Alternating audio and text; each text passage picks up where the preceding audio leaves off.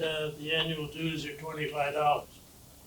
Also, if you are already a member or planning to attend, the senior center needs you to have a little fob for your keychain so you can check in through the computer, and it's a simple form. Please fill those out and get it so we keep the senior center people in town hall happy. Thirdly, we have an old member. I just not say it old. Experienced. He was a previous member who has moved up the line to Hingham, and his wife Joyce, Bud Abbott. He was back. He came into everything that happened here, and as well as half the things that happened in town. And we're welcome to have the two of them. And I thought we were sure to have a few other wives to keep Joyce company, but I couldn't make it. Okay, that's it. I do have a letter from the Boys and Girls Club addressed to Randy Moore, which eventually got here, thanking us for the gift of our fundraiser, which provided the scholarships, as you know, that we handed out in July. So that's nice, and we'll put that in the record. Excuse me, First order Mr. of Moderator. business, we want to keep, Mr. Yeah. Moderator, could you use the mic, please? it doesn't seem it's on to work. It's got a green light on it, but I can't. You have to hold it close to your mouth. Anyway, let's continue. The first, we're going to keep the business meeting short because we have a speaker here today that we all came to see. Harvey, have you got a treasurer's report? I have a very brief report for a very brief treasurer. For the month of September, we raised $160, $135 for dues, $4 from the coffee, and $21 from our 50/50.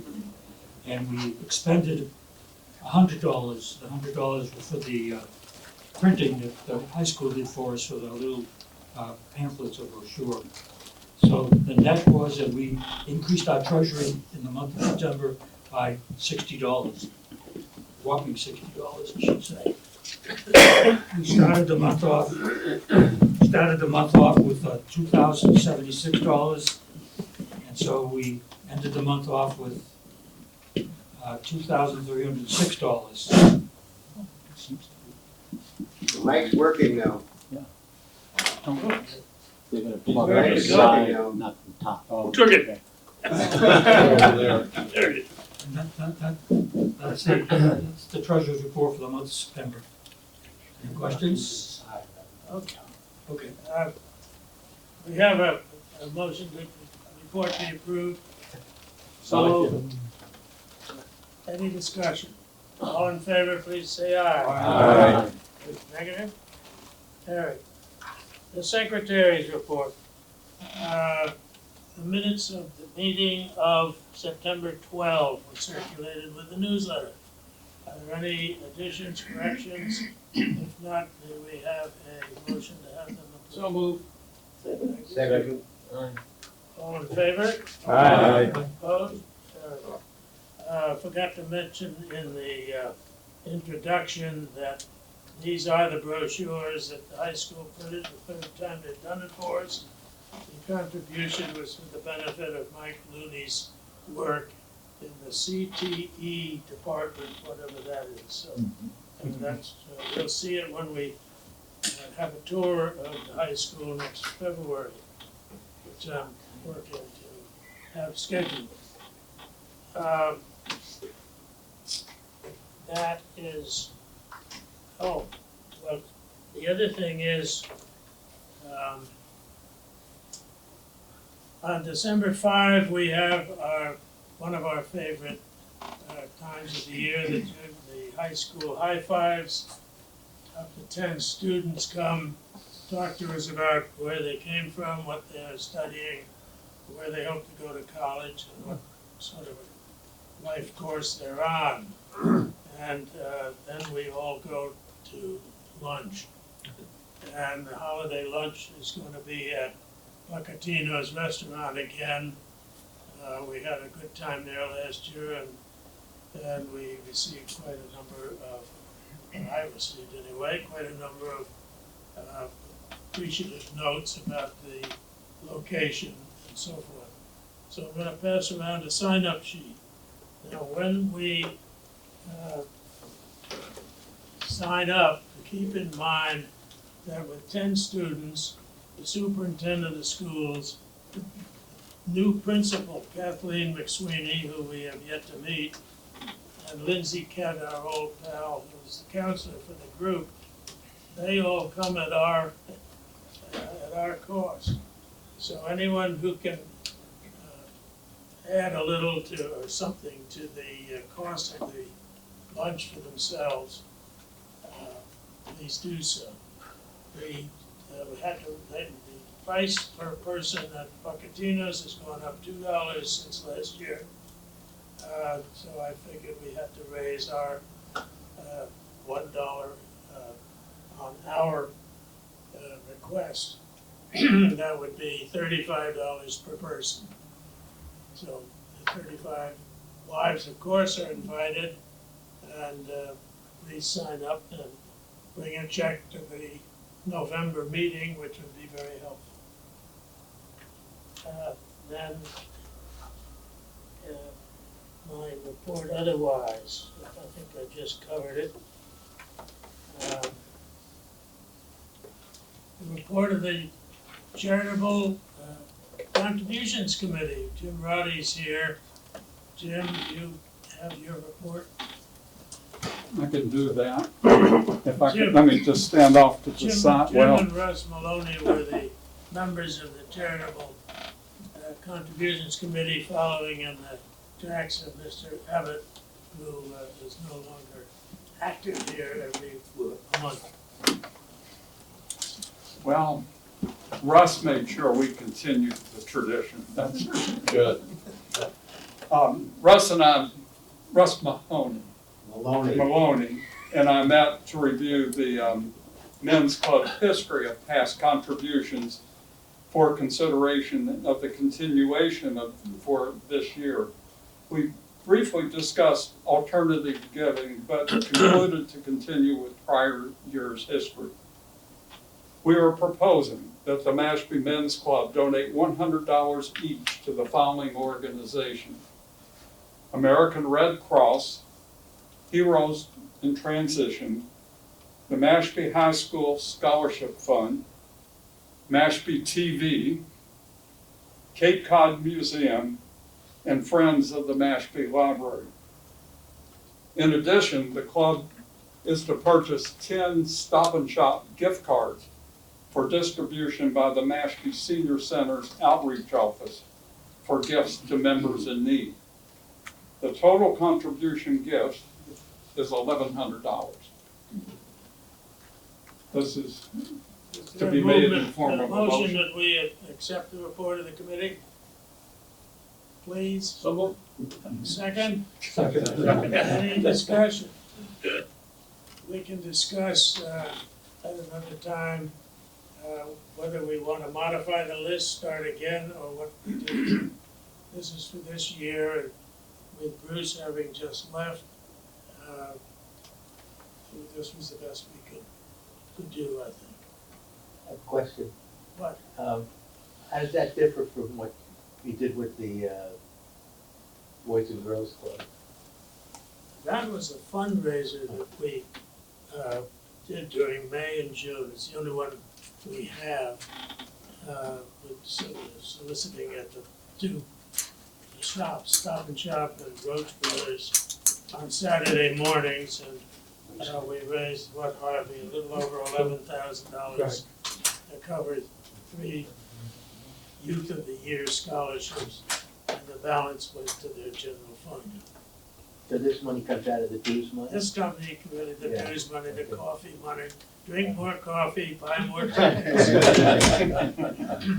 Get more members if we could get more members. but we're still solvent. It'll leave us over $1,000 anyway. Right. And we have no other expense except this major lunch in December, which we hope will be paid for. Thank you. Anything else? All in favor of the report, please say aye. Aye. Negative? Carried.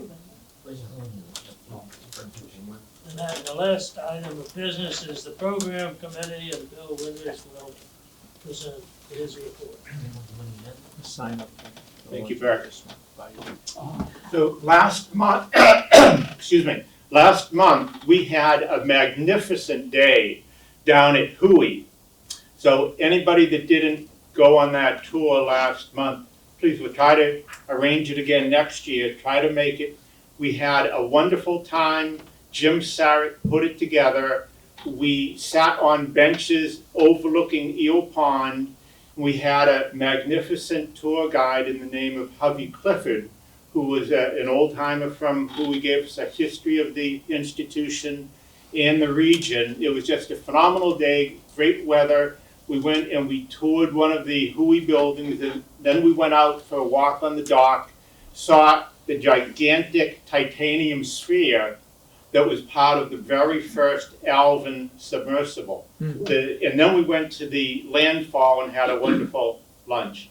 So it was a magnificent day.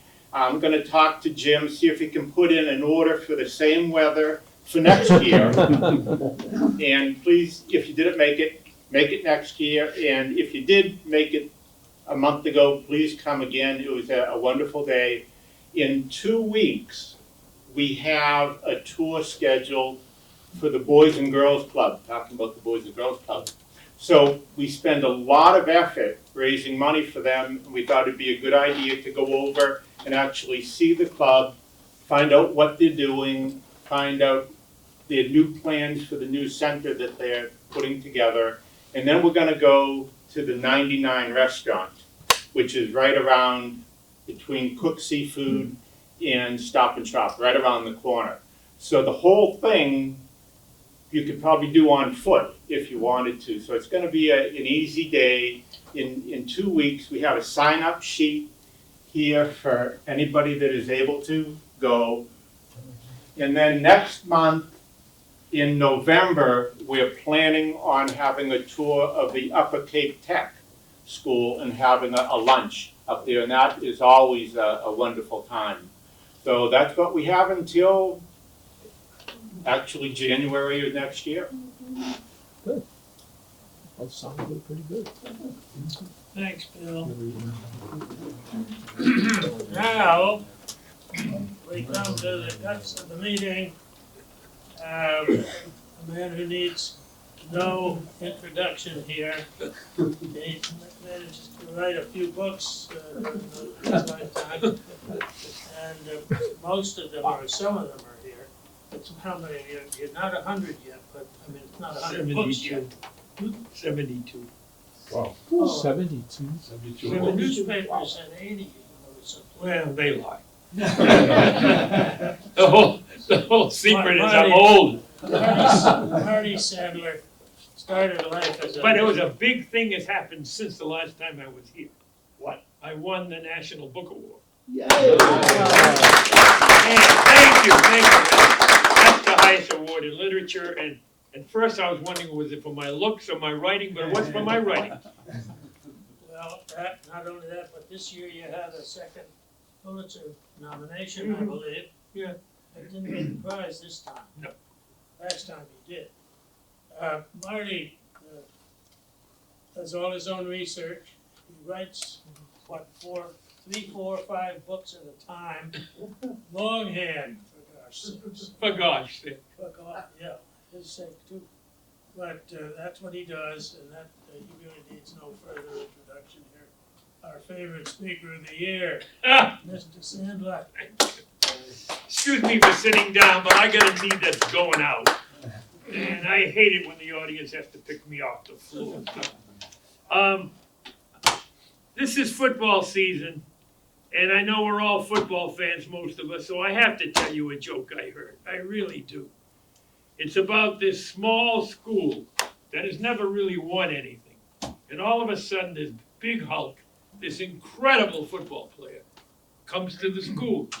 And he's so great that they go undefeated and they get invited to their first bowl game in history. It's $11 million. The town goes nuts. They're going crazy. On the eve of the game, the math teacher flunks this kid. He can't play. Now, that is the biggest crisis in the history of the town. So the coach takes this kid to the math teacher, and he pushes him in front of him and says, "How can you do this? You know." He says, "Look," the math teacher says, "I am a big fan of our team. And actually, I'm a huge fan of this guy. But I gotta have some integrity.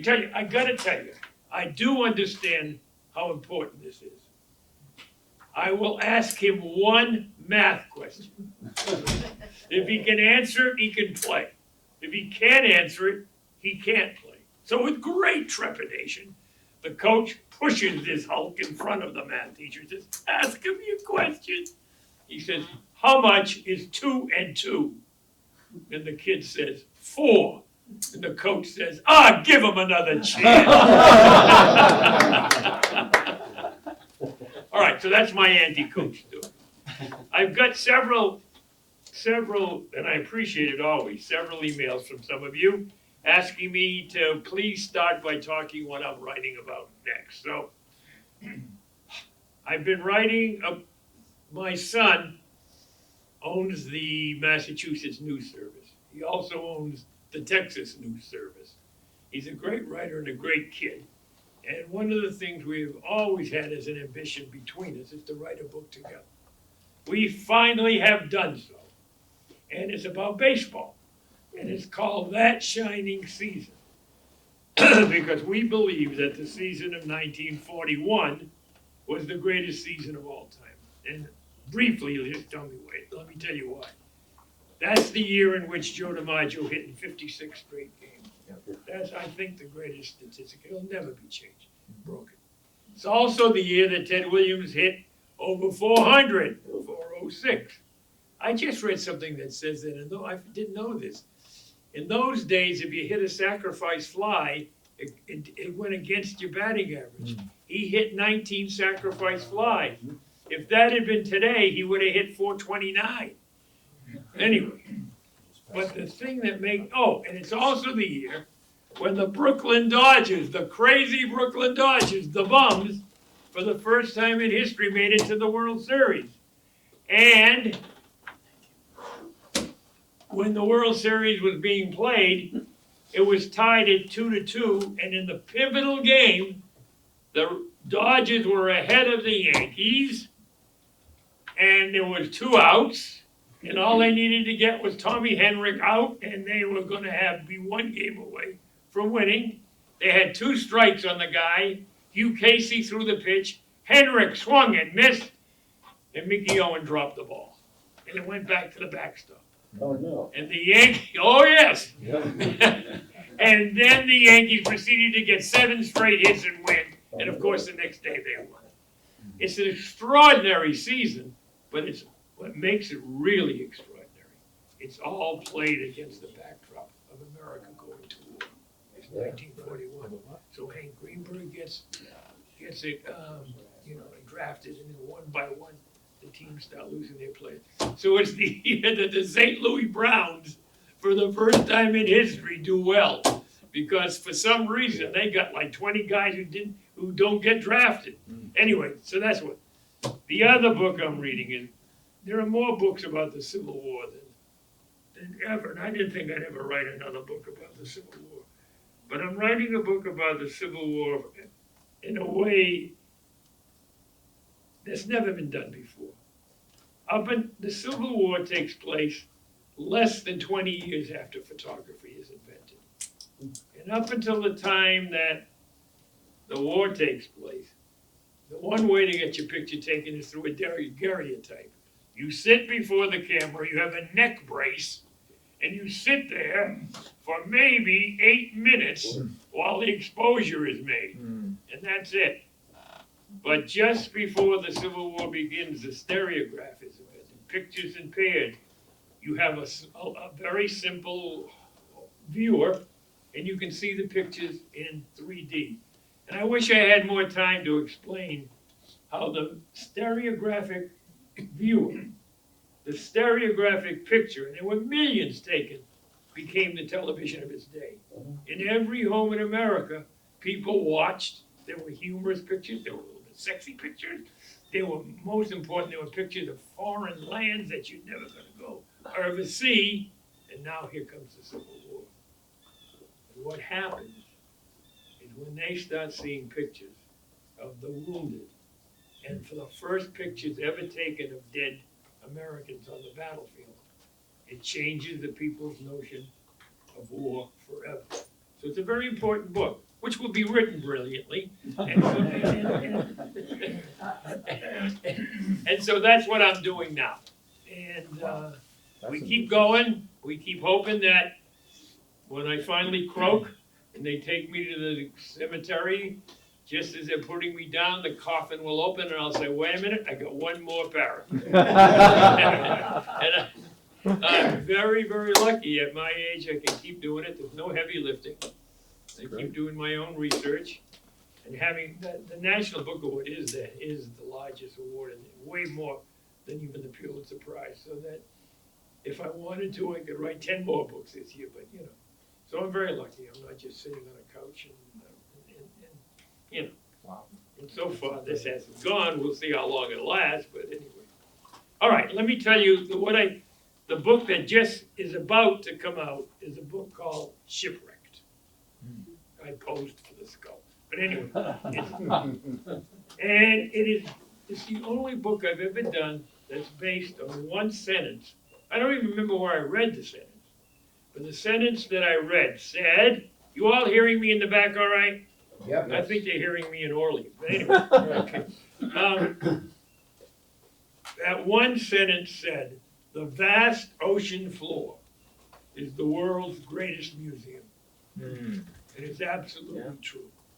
There are 3 million shipwrecks lying in the bottom of the ocean. Wow. And some of them going back 4,000 years. When a ship goes down, unlike what the archaeologists are taking out of the earth, that gets plundered, that gets stepped on, that gets ruined by weather, it becomes an instant time capsule. So the name of this book is Shipwrecked, Diving for Hidden Time Capsules on the Ocean Floor. And I always do my own research because it's the most fun I had. And doing the research for this, I could have had 40 shipwrecks in here. I have 7, and then I mentioned about 10 others. But it's extraordinary. The first one is about a ship that went off, that sunk off the coast of Antikythera in Turkey. The first people to discover sunken ships were the sponge divers. They were the ones who were going down to the ocean floor with reeds. I mean, I'm a practicing coward, I would never do it. But they're going down with reeds and they can stay a few minutes and then come up. But they're the ones who go down and get these very precious sponges at the time. And there is a group from the island of Syria in Greece who is sailing along, and they go down, and all of a sudden they discover naked women and naked men. And they say, what the hell is this? And they go up and they tell the captain, and the captain says, what is that? I gotta go down and see myself. And he goes down. They're not naked humans. They're naked statues, some of the most greatest statues ever discovered. The first great discovery of Greek treasure. And so these guys start pulling them up. And they start taking them with another ship to the Greek National Museum. It's the first great archaeological discovery of Greek artifacts. About the last day they're doing it, they find this box, this wooden box, and it's fallen apart, and they almost leave it there, but they say, we've taken everything else up. They take it up, they bring it to the museum, they put it in the corner. It sits there for 2 years unnoticed, all of a sudden, one day, a very famous curator is visiting. And he looks at the box and says, "What's that?" He said, "Oh, it's just a bunch of junk we should have thrown away." He said, "Can I look at it?" And he sees there are 32 gears in there. And he sees that there is ancient Greek 3,500-year-old writing on that. He says, "If I were you, I'd get that x-rayed." So they get it x-rayed. And what they find, after 2 years working on it, it's the world's first computer. It's 3,500 years old. And what it does when they get it working after 2 years, it predicts to the second the next lunar eclipse, the next solar eclipse. It predicts the next exact moment of the next Olympics. So they have found the world's first computer. And then they start finding other treasures. It's the first real archaeological dig from the bottom of the sea. Now, there is nothing scientific about it. These guys are going down, they're grabbing it, they're taking it to the museum, they're negotiating with them how much you're gonna pay us for this and all that. But 3 years later, a guy named Peter Throckmorton and a group of divers discovers another wreck. It's off what's called Cape Gelidonia in Turkey. But now Throckmorton and these other guys have got an idea. No more just having guys go diving down and grabbing it up and taking it off. We're gonna do this scientifically. We're gonna go down there, we're gonna make a grid of where everything is to be found. We're gonna record where everything is found. We're gonna do it scientific. It's the beginning of the newest, and not to my mind, probably the most important new science in the world. It's the beginning of marine archaeology. And we are sitting right now that close to Woods Hole, which is one of the great marine archaeology places in the whole world. Anyway, they need someone to lead the expedition to go down and scientifically find. P.S. What they find in Cape Gelidonia changes the whole world's notion of ancient trade. I haven't got time to tell you. Buy the book. But anyway, I haven't got time to tell you, but of trade in the ancient world. Who were the leading countries? The Phoenicians and all that stuff. But they got to find someone to lead it. And the leading guy is at the University of Pennsylvania's archaeology department.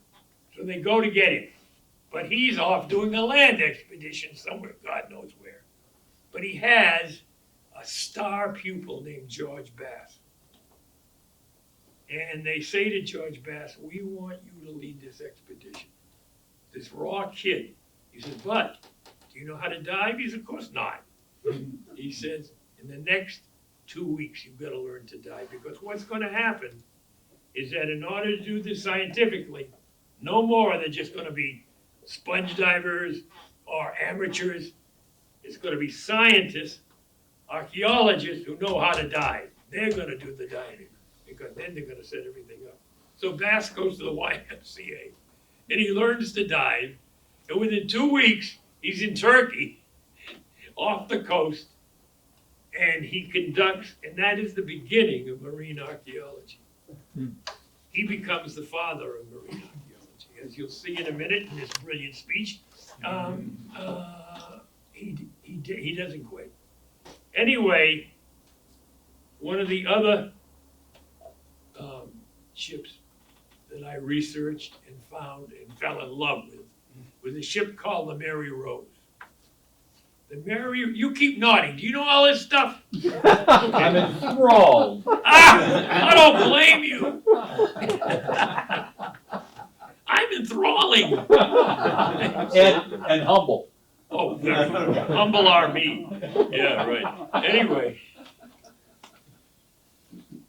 you've all heard of King Henry VIII, and you all know how he womanized, and you all know how he ate himself into the grave, and we all know that.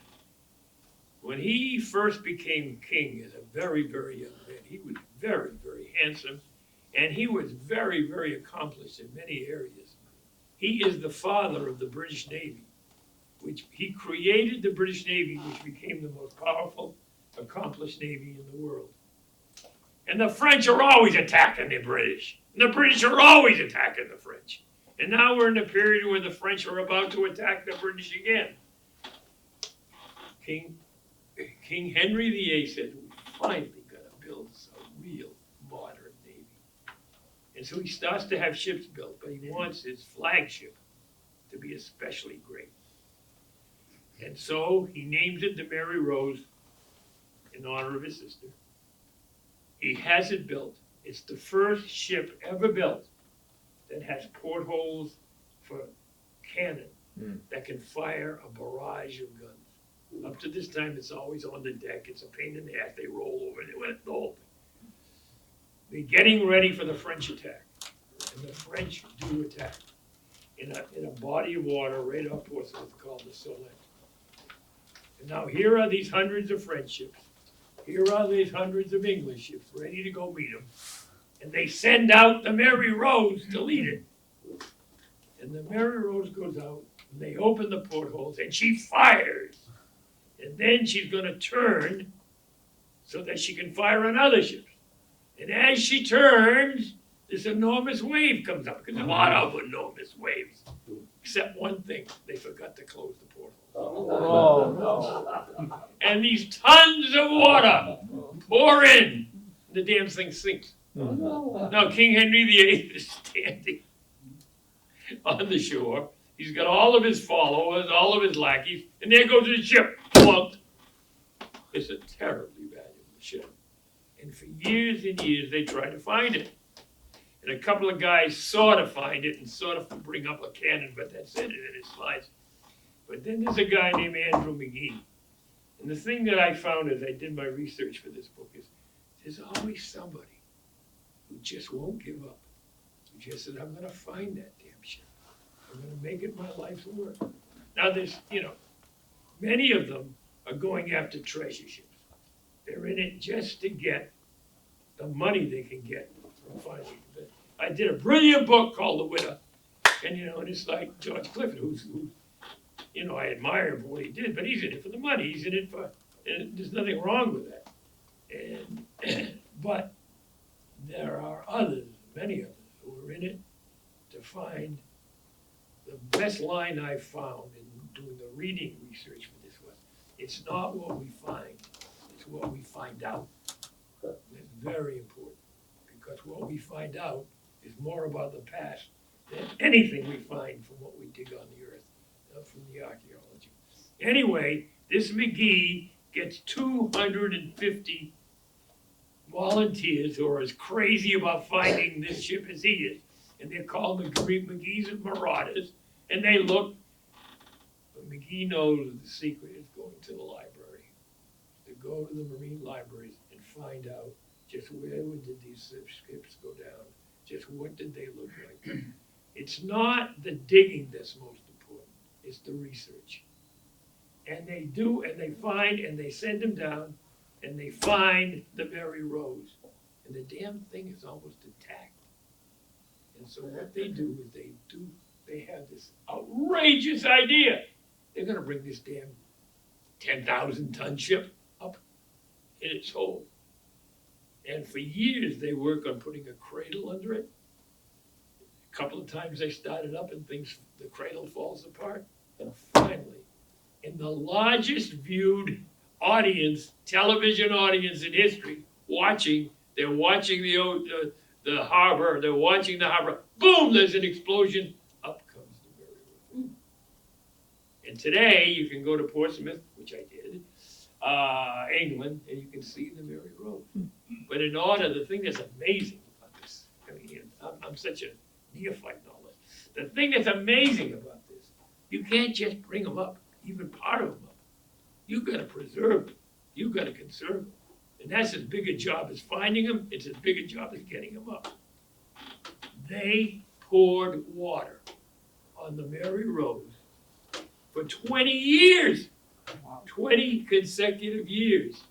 Until they felt, okay, now it's acclimated. So today you can go see it. But it becomes an incredible adventure and an incredible find, because there are all the secrets of how warships were built in 1545. There's the evidence of the first real ship, the first ship to really be able to send out a barrage. I mean, I hope you guys brought lunch and dinner, because anyway, somebody better shut me up pretty when I'm ready. Anyway, another ship that really caught my eye. In 1973, a group found a ship called off an island called Cerci Limani. This ship was carrying the largest load of priceless Byzantine glass in history. Vases, jugs, jars, glass statues. You can imagine what happened to it when it went down and smashed into the ocean floor. 9 zillion pieces of glass. But George Bass, remember him? He leads an expedition and says, this is the greatest treasure of glass in the world. So what they do is they get 200 volunteers from Turkey and the United States of archaeological students. And for 20, I used to have a little sign on my desk. It said, you couldn't make this up. I think I've told you that before. And if I had a story that you couldn't make this up, that's what I wanted to do. Or you couldn't make this up. For 20 years, 7 days a week, 10 hours a day, they start out with these people, and some of them, their children finish it off. For 20 years, they put this stuff together. They spread it all out. They piece it together. And today in a museum, you can see the largest collection of Byzantine glass, priceless, that once lay on the bottom of the ocean floor in shreds. It's extraordinary. You couldn't make that up. Okay, another story. During the Civil War, the North's great strategy to begin the war was to get going. They thought the war was going to last 2 weeks. Both sides marched off. Oh boy, this is going to be fun. We're going to play soldiers. We're going to have the eventual war. The first battle, the Battle of Bull Run, ordinary people, came with picnic baskets. They did, and they sat at the side of the Bull Run Creek to watch what was going to be fun. When people started dying and heads started exploding, that's that whole book I told you about that I'm doing now about people's notion. But anyway, the great strategy was to blockade the southern ports, because the South was trying to get England to come in on their side and bring all kinds of supplies. They were trying to get other supplies to blockade. And the great goal of the South in the beginning was to break up this blockade. And so what they do is they invent the first wartime submarine. It is called the HMS Hundley, because HMS Hundley is the guy who invents it. Well, it doesn't get off to a great start. The first time they send it out for trials, it sinks. But they bring it up. The second time they send it up, then they bring it back to the dock. It sinks at the dock. And the terrible thing is Hundley's aboard and he dies. So it ain't a great start, but they're sure it's going to work. They bring it up again. They refurbish it again.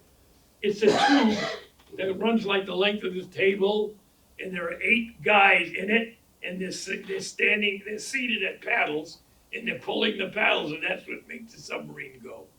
At the front of it is a long bar, and attached to the bar is an explosive device.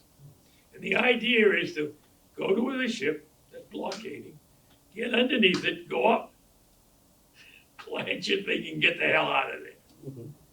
And they see, the first time they go out, they see a ship, one of the most important northern ships in the blockade, called the Housatonic. And they go down under it, and they bring the thing up, and it goes off. The Housatonic explodes and goes to the bottom of the ocean. And the HMS Hundley becomes the first submarine in history to sink another ship. But then nobody can find the HMS Hundley. What the hell happened to it? You know, they're supposed to just sail away. What happened to it? And they look, and they look. How many of you have read books by Clive Cussler? Okay? Well, Clive Cussler was not only a best-selling author. In Clive Cussler's books, he creates NUMA, as you know, the National Underwater Marine Association, whatever it's called. In real life, Clive Cussler invented a NUMA. And he has found like 150 sunken ships. And it's Clive Cussler who finds the Housatonic. The guys are still seated at their paddles. They're kind of grisly looking, you know, but they're still sitting at their paddles. And they bring the ship up. And for years, what they're trying to figure out what happened. What they really believe is that when that bomb or whatever it was at the end of the pole went off, it created such a concussion that it went through the water and killed these guys right where they stood. But it's an incredible story. These guys become great heroes, you know, of the Civil War. Okay, another one. You gotta stop me when I'm doing it right. I'm doing it right. You're okay. Okay,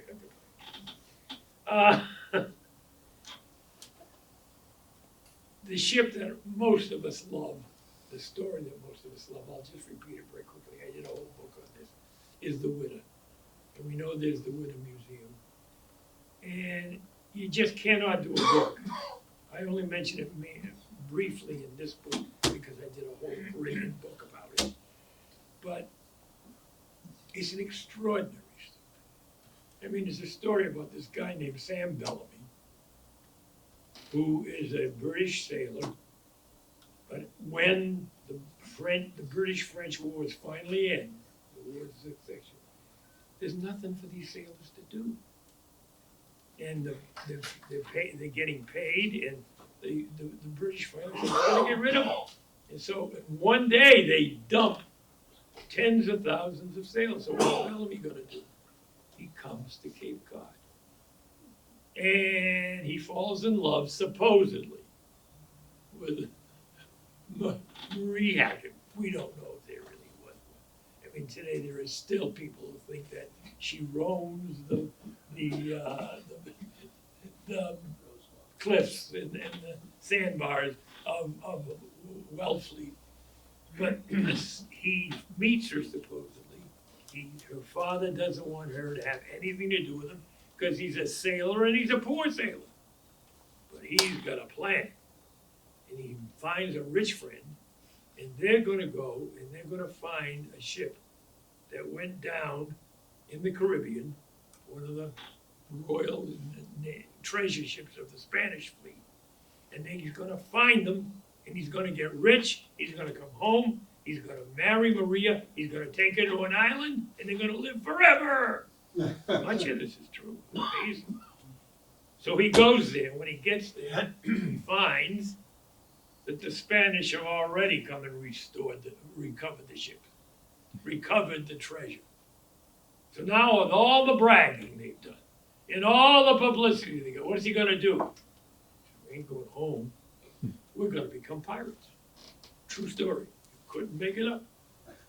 And he becomes one of the most successful pirates in history. So much so that the leading pirate of the day decides to have him come and join their crew as his assistant. But then after, you know, the pirates had the most democratic culture in the world. That you can find out about in my brilliant book, The Widow. But, for example, they elected their captain. At any time they could vote and kick him out, which they're going to do. They had the world's first workman's compensation plan. If you lost an arm, you got so much money. If you lost two arms, you got a bunch more money. If you lost an arm and a leg, you got a fortune. It was just extraordinary. But anyway, he's working for this, and then he decides, no, I gotta go with my own. So the crew votes him the new captain. And he's got all of what he decides that he needs is a better ship. And one day they see one of the most powerful ships they've ever seen. It's a slave ship, a damn slave ship. And they capture it, and they convert it into a pirate ship. And they sail the seas, and they become even more. He is loaded with loot. And now, and we'll never know quite why. It may be that he's ready to go back to Maria, although by this time Maria is being scorned by the people. That's another story. It may be that he's just got tired of it all. He decides to go back to Cape Cod. So he turns around and he sails to Cape Cod. But it's in his blood, and just before he gets to Cape Cod, there's another great ship out there. So he turns around and he captures it. And he takes all the men on the board, and he takes the treasure, and he takes the captain on board. And then there's news that there's an incredible storm coming. It's more than incredible. It's one of the great. It's like the perfect storm in that wonderful movie. And he doesn't know what to do. He doesn't know the waters off Cape Cod. But the captain of the ship he's captured does. And he says, if you give me back my ship and my men, I will lead you through this storm. And the son of a gun has a plan. He's not going to lead him through the storm. He's going to take him over a sandbar, crunch the ship, okay? And that's just what he does. And so the winner goes down off of Wellfleet.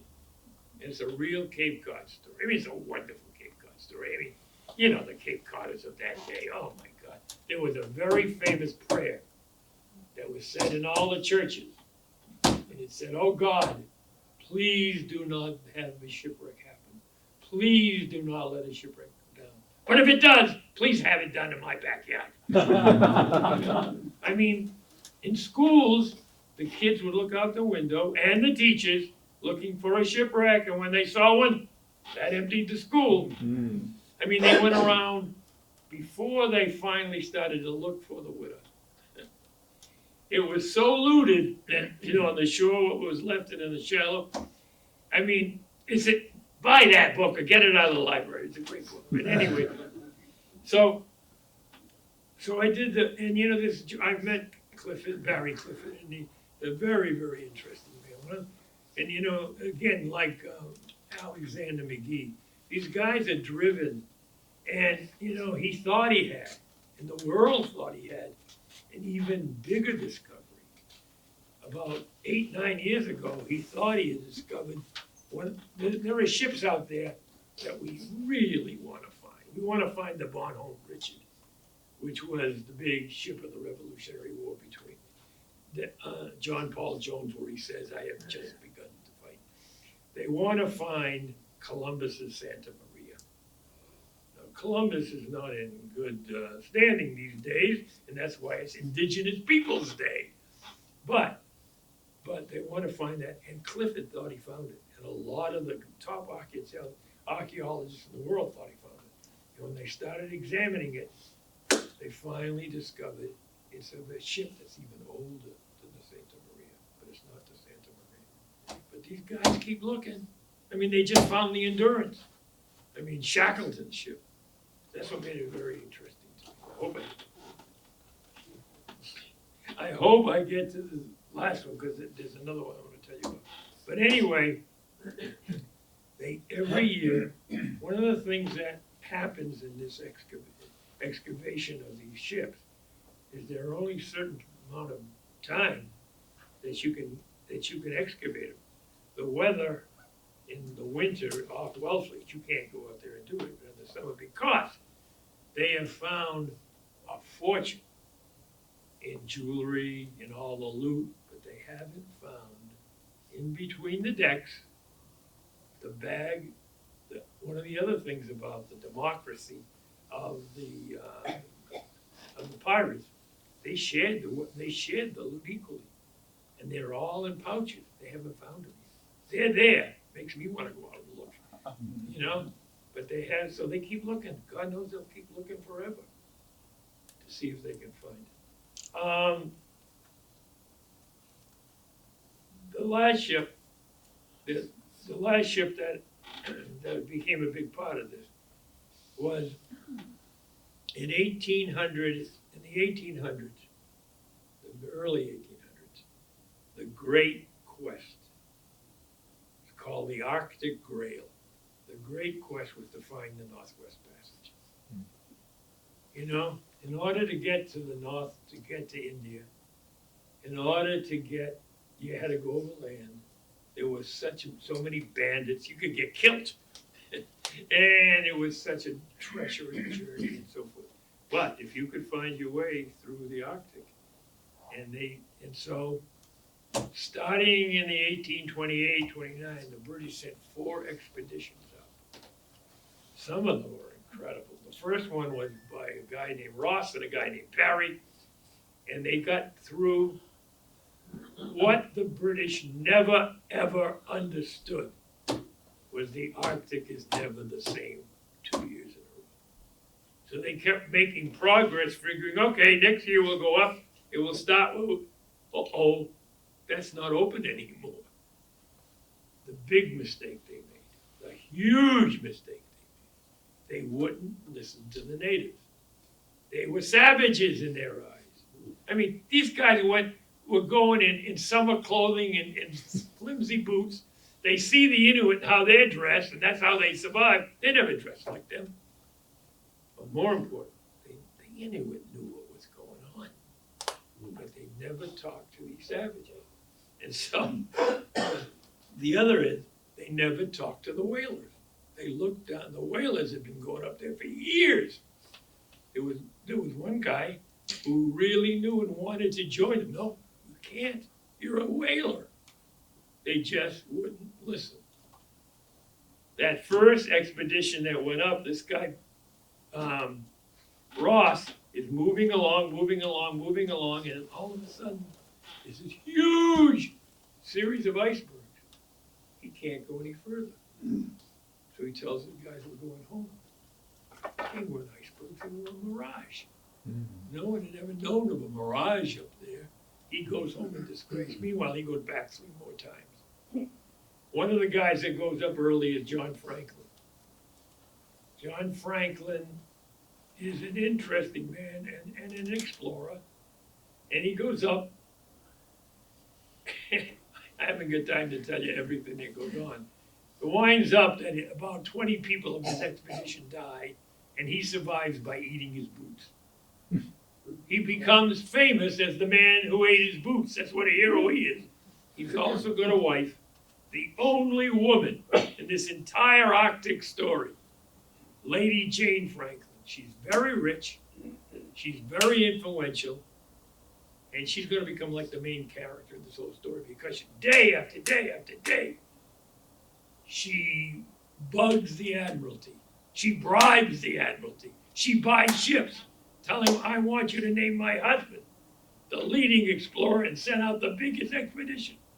And in 1845 they do, with John Franklin at the head and 2 ships. But these are the 2 most equipped ships, and it's fascinating. You can write a whole book about them. Each of them has 3,000 books. One's called the Erebus, the other's called the Terror. Strange names for something that you want to make. Anyway, each of them has 3,000 books on board. 3,000! Because they know they're going to be stuck in the ice for 1 winter, maybe 2 winters before they start again. They have a printing press aboard, and they print their own newspaper just for their own amusement. They have a whole incredible load of costumes and makeup and scripts, and they give their own plays to each other. Most important, they are sheathed with copper to cut through the ice, and up they go. And the day they leave, 15,000 people on the docks wish them well. This is the expedition that's going to make it. They're going to find the Northwest Passage, and they're going to find John Franklin, who has gone missing. And they go up, and 3 months later they disappear. Now, the ships, among the ships is the Resolute. I wrote a brilliant book about that too. But the search for Franklin and the missing men becomes the greatest, longest search in maritime history. And year after year it goes on. Where the hell are those ships? Again, they're not listening to the natives. The natives know. And finally, in 1984, Parks Canada, an archaeological organization in Canada, sends ships up. The first thing they do is they go to a guy named Louis Kamukak. Louis Kamukak is an Inuit. Louis Kamukak has grown up with a tradition of talking to his ancestors. They know what the hell happened. They know that those two ships got stuck in the ice and where. They know the guys took off by land. They know, that in order to survive for a while, they ate the guys who died. England would never accept that. Our great heroes, cannibalism. They enroll Charles Dickens to lead the literary campaign to deny it. But it's inescapable. They ate each other in order to survive. But then they all die. In 1984, a ship from Parks Canada looks down and finds the Erebus. 2 years later, and it's intact under the water. The problem is, you got about 32 seconds a year to get up there and go. Then they find the Terror. They just keep finding one of the latest discoveries is in World War II. There was a ship called, a great big ship, called naval people would kill me for saying a great big ship. But anyway, called the USS Indianapolis. And the Indianapolis goes off on a very special secret mission in 1945. It is carrying the final parts to the atomic bomb. It takes it to Tinian, from where they're going to take off with the whole bomb and do what you know to do. And when they finally deliver that, they turn around and they head for home. And on the way home, they are sunk by Japanese submarine, and they go down. It's one of the gruesomest stories you'll ever read, because they go down in totally shark-infested waters, and like 1,200 American sailors get at. I mean, but the thing about the story, the Navy doesn't even know that where they are. The Navy has no record of it. And then when they find out, they keep it hidden for 20 years. So finally, Paul Arnold, excuse me, I always forget his name. Paul Abbott. Paul Abbott is the other guy who founded Microsoft along with, and he, like Clive Cussler, had formed an organization to find shipwrecks. And he finds this ship. The problem now is that it's so far down that now you can't get down to find it. They want desperately to see what that's like and what they learned from that. But that's the whole other thing about archaeology, marine archaeology. They're continually having new equipment. They now have, we've gone from straws to Cousteau's diving equipment to a suit now that can keep them down for 3 months. And so eventually they'll have equipment to be able to get down there. And like 3 weeks ago, they found the Endurance, which was Shackleton's ship. So it's just an extraordinary experience. And as I say, I'm a practicing coward. I would never go down there. But it is an extraordinary story to read about, man. And marine archaeologists, I've spoken to a bunch of them. I mean, they're such dedicated people in there. It makes for a great story, It makes for a great book, makes for a great audience. Any questions?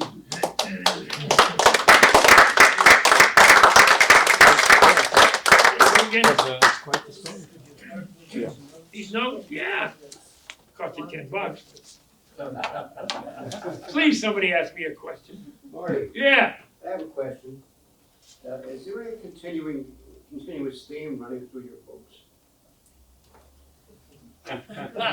You son of a gun. You son. You know where that comes from? That's one of the first times I came here. He doesn't forget. I said, I had just come back from speaking in Michigan was the name of the town. Anyway, I had just come speaking in Ann Arbor, Michigan. And when I go out on my tours, I always speak at night to adults. But during the day, I ask them to put me in the schools. Let me speak to the kids. And they always bring the whole school in. And they always ask me the same questions. What's it like to write a book? What's it like to be famous? Invariably, how old are you? And there I am in Ann Arbor, Michigan, and this little fourth grader, this high, raises her hand, and I say, yes, what's your question? And she says, can you identify any recurring theme that runs throughout the body of your work? So this son of a bitch knows that. And you know, for a while there was, but now I write so many different things. And I love it, and I hope I can live to 104 because there's so, you know, I used to go to so many women, so little time. So many topics, so little time. But I'll get them, yeah. What led you to get started? What was early on your starting? Well, it's very interesting because I come from a family that never read a book. Wow. I was the first one to ever go to college. First one in my family. I will tell you, this is a true story. All I wanted to do was hit a baseball and chase girls. You know, I was much more successful at hitting a baseball. When I grew up in New Bedford, Massachusetts, there was no television. Hell, there was no electricity practically. There was no television. And every city had like 2 or 3 newspapers. Boston had 9. And every paper had a favorite columnist. The most famous columnist in the world was a man named Peter Dudley Swift or whatever. And he got his message across by inventing 2 immigrants, Mr. Hooley and Mr. Hennigan. And Hennigan would talk to Hooley, and in their conversation, he would get. And one day I'm reading it, I'm 15 years old, and Hennigan says to Hooley, says to the other guy, "You ever read history?"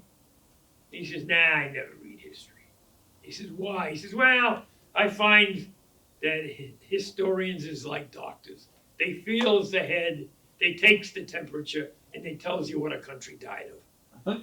He says, "When somebody comes along and tells me what a country lived of, then I'll read history." And I don't know why at 15, that really hit me. I said, that's what I want to do. I want to make history come alive. I want to make these, because if it's told right and taught right, it's far more interesting than fiction. Far more. I hope I've proved that in 67 books. I don't know, but it's what I've tried to do. And so that's what got me started. And that's what motivated me. It still motivates me. And what bothers me is that I'm 90 years old, and how many more years have I got for the 30 other topics I've discovered? Yeah. So where did you go to college and what did you major in? I went to Providence College on a baseball scholarship. I played 2 weeks in the major leagues. But I went on a baseball scholarship because my parents couldn't afford to send me to college. I majored in American Studies. Okay, American history? Yeah, American history and American literature. I was very, very lucky. I'm not Catholic, but one of the priests there and I became great friends. His name was Father Forster. one of the greatest football lines in history of defensive lines was from Fordham University. They were called the 7 blocks of granite. He was one of the 7 blocks of granite. I fell in love with this guy. He had been captured when he had been sent off to China. He had spent like 9 years in a Chinese prison camp. Oh, wow. He and I became great friends, and through his influence, he got me into Brown University to become a Brown University scholar for my graduate work. I see. So I was very, very lucky. And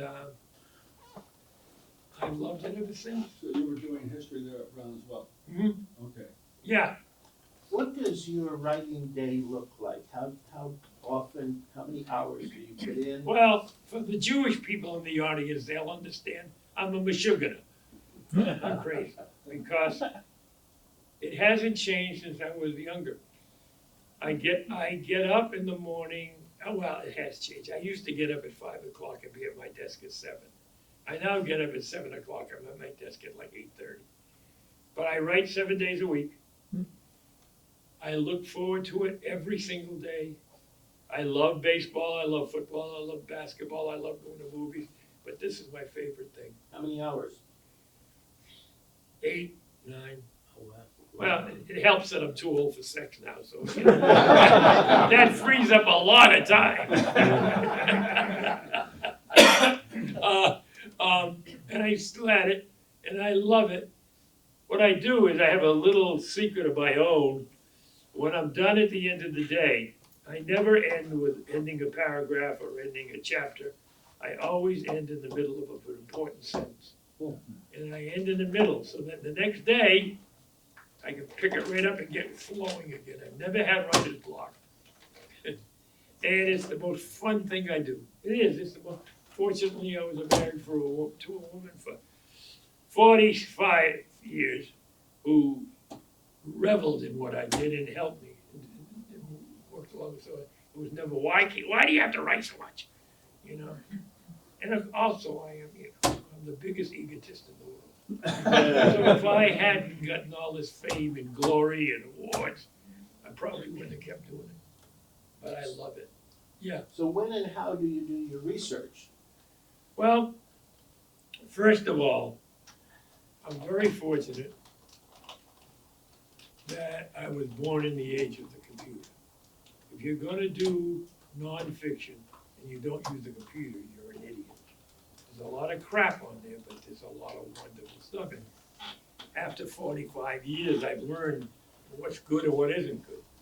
But then I buy an awful lot of books, and I buy them from Amazon. I mean, I can't, Amazon, if it ain't on Amazon, you can't find it. And I buy them used, but like, to do this book, when I went to get started on this book, I must have pulled 1,000 pages off the net, but I must have bought 10 books. And I read everything.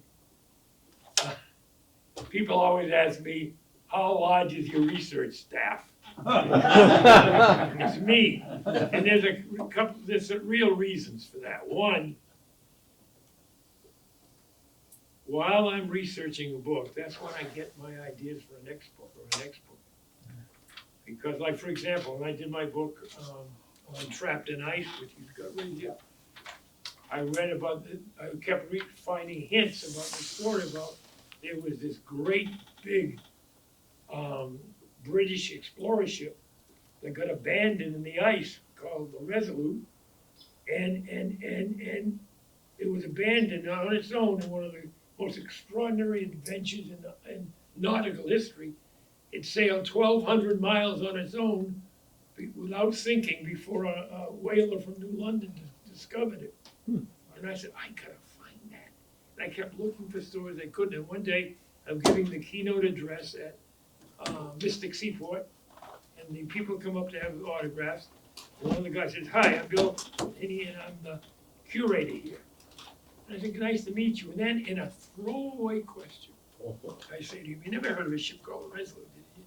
He said, I've been waiting 20 years for somebody to ask me that question. He said, I've been keeping clippings about that. I said, thank God he didn't want to write a book. He took me to his office.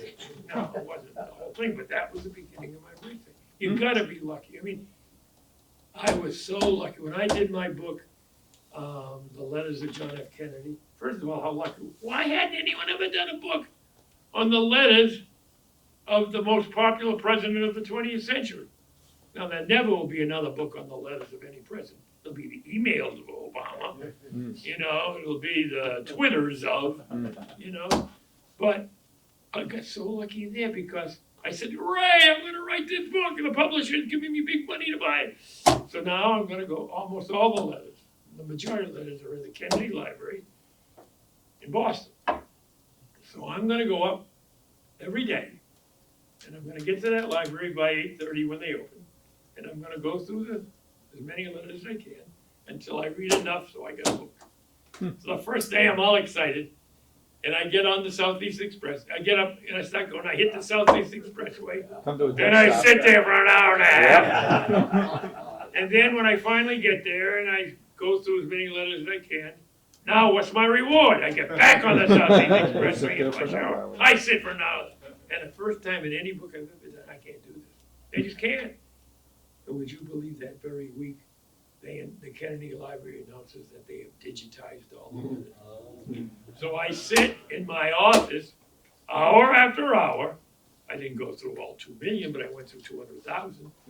And I'm doing it, and thank God for print preview, because I'm spending a fortune in ink. I'm getting the letters. Now, how lucky can you be? I mean, you know, so, yes. I noticed that you wrote for television and awarded 5 Emmys, Yes, and I wondered what television programs you wrote.